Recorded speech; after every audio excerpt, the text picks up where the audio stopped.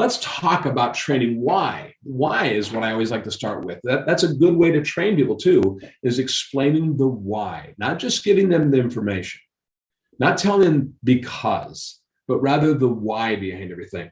And what you'll see on page 1 in letter A is why is training important? And I'm quoting there, by the way, the italics were verbatim grabbing that from some source. And in fact, if you go down, you'll see a link right above letter B. This comes from the Outlook 2019 first edition.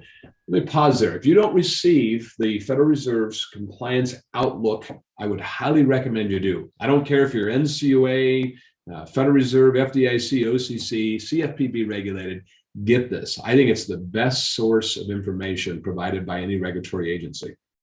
So they had an article in their first issue of 2019, they do that quarterly, that talked about training, and obviously we're quoting from it here, that you're mitigating risks, that you're improving your culture when you provide training.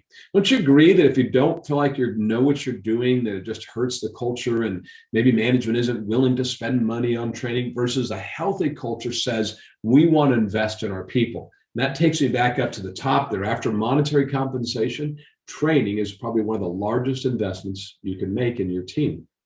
You'll see there about implementing change management and improving your customer experience. And all of that leads to that last paragraph that talks about compliance management systems.